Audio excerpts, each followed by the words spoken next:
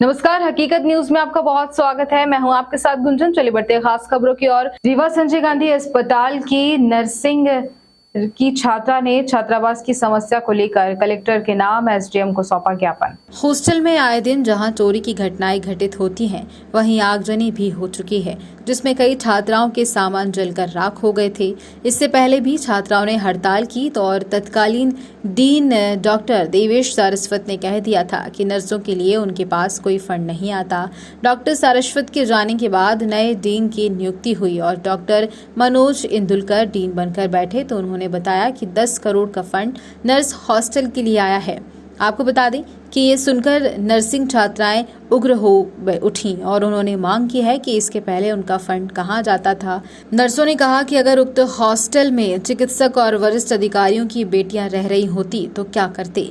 आइए आपको दिखाते हैं नर्सों की तख्ती लिखे स्लोगन और सुनाते हैं नर्सों ने क्या मांग की है। कम से कम 240 लोग रह रहे हैं। 240 स्टूडेंट्स में से बहुत सारे ऐसे स्टूडेंट हैं जो दूर से हैं, जिनकी फाइनेंशियल स्टेटस सही नहीं है। उन्होंने पहले भी मैम से और डीन सर से बात की थी हॉस्टल के लिए। सर ने उनको पूरी तरह से विश्वास दिलाया था कि आपको ये कॉलेज मिल रहा है तो आपको हॉस्टल भी प्रोवाइड किया जाएगा। लेकिन जैसे ही स्टूडेंट्स एडमिशन करा के हॉस्टल में आए, यहाँ उनके लिए ना तो प्लेस है, ना ही सही व्यवस्थाएं हैं, इसलिए उनको बाहर रहना पड़ रहा है मजबूरी में। और काफ़ी रेंट का पैसा, उनका हॉस्टल मेस का पैसा, सारा पैसा उनको खुद से पे करना पड़ता है, जो कि हमारी स्टाइपेंड भी इतनी नहीं है कि हम उससे अपना खर्चा चला सके। डीन सर को हमने कई बार ये बात बोली है, लेकिन कोई भी इस पर ध्यान नहीं दे रहा है, इसलिए हम मैम के पास आए। इसके पूर्व कुछ घटनाएं भी घटी थी हॉस्टल में। इसके पहले हमारे यहाँ एक बार शॉर्ट सर्किट हुआ था, आग लग गई थी, 2-4 बच्चों के पूरे सामान जल चुके हैं, सारा पैसा जल चुका है, उनको काफ़ी सारी नुकसान हुआ था। लेकिन सर ने हमसे सीधे जो इनके जो अभी इंदुलकर सर डीन है, उनके पहले डीन सर थे, एक्स डीन सर ने हमें ये बोला था कि नर्सिंग के लिए कोई फंड नहीं आता है, हम कुछ नहीं कर सकते हैं आप लोग के लिए, जो भी करना है आप खुद से करो, जहाँ मन है वहाँ रहो। हमें क्लियरली हमारे मुंह पे यही जवाब दिया गया था। देवेश सारस्वत सर द्वारा हमें यही बोला गया था कि आपको जहाँ रहना है वहाँ रहो, हम कुछ नहीं करेंगे, नर्सिंग के लिए कोई फंड नहीं आता है। अभी प्रेजेंट में जो डीन सर है, उन्होंने हमसे ये क्लियरली कहा है कि 10 करोड़ का फंड आया है। जब हमारे सर ने ये बार 10 करोड़ का फंड आ रहा है, तो पिछले 5 साल से हमारा फंड कहाँ जा रहा है? कोई कार्रवाई क्यों नहीं होती है? बार हमें हॉस्टल में आने के बाद सर का राउंड होता है, जब भी डीन सर का राउंड होता है, सर सीधे यही बोलते हैं कि रिपेयरमेंट होगी। उस हॉस्टल को देखने के बाद कोई भी नहीं कह सकता है कि उस हॉस्टल की रिपेयरमेंट होगी। उसकी हालत ही ऐसी नहीं है कि वो रिपेयरमेंट के काबिल है। अभी डिसमेंटल भी कर दिया। उसको डिसमेंटल, हमारे पास उसका लेटर भी है, जो आप देख सकते हैं। मैम, क्या नाम है आपका? Anshita Gehlot, BSc nursing 4th year से। ठीक।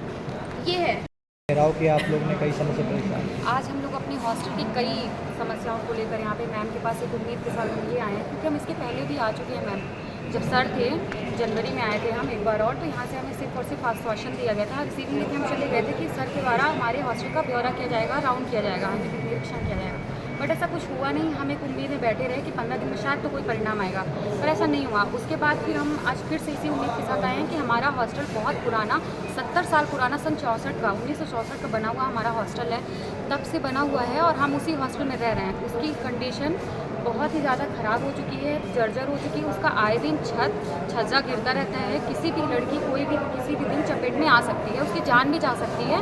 इसका जिम्मेदार कौन होगा? और फिर आज हम अपनी मांगों को, अपनी बातों को लेकर मैम के पास इसी उम्मीद के साथ आए हैं कि हमारी मांगें पूरी हों। मांगें भी हमारी कुछ मैम तुरंत कर सकती हैं पूरी, इसी होप के साथ हम आए हैं कि हमारा जो हॉस्टल है, हमें नया हॉस्टल दिया जाए, क्योंकि हमें पुराना हॉस्टल ही देने का बात किया गया। डीन सर के द्वारा हमें यही बोला गया है कि तुम्हें हॉस्टल दिया जाएगा, पर जो हॉस्टल हमें दिया जा रहा है, बोला गया है देने के लिए, वो पुराना है। और हमारे हॉस्टल का तो लोक निर्माण के द्वारा ये बोला गया है कि इस हॉस्टल का निर्माण नहीं किया जा सकता, क्योंकि वो डिसमेंटल हो चुका है पूरी तरीके से। वहाँ पे रखा जाए। अभी कितनी छात्राएं हैं, कौन से? हम हॉस्टल में तो रह रहे हैं 100 लोग हैं, हम लोग हॉस्टल में रह रहे हैं। बाकी हमारी बहुत छोटी छात्राएं लगभग बाहर 240 लोग बाहर रहते हैं। बाहर से अप डाउन कर रही हैं। वो लोग सिर्फ और सिर्फ इसलिए क्योंकि रहने के लिए कोई व्यवस्था नहीं है, इसलिए वो बाहर से अप डाउन करने के लिए मजबूर है। आज हम हॉस्टल हमें मिल जाता है अगर, तो वो छात्राओं को भी सुविधा होगी, वो हॉस्टल में आके रह सकती हैं, है ना, पूरे नियम और कानून के साथ रह सकती हैं। और उन्होंने हॉस्टल की फीस भी दे रखी है, पर वो बीच में ही उन्हें छोड़ के हॉस्टल जाना पड़ रहा है। बहुत सारे ऐसे स्टूडेंट्स हैं जिनकी फाइनेंशियल स्टेटस सही नहीं है, जो हॉस्टल कट कर दिए।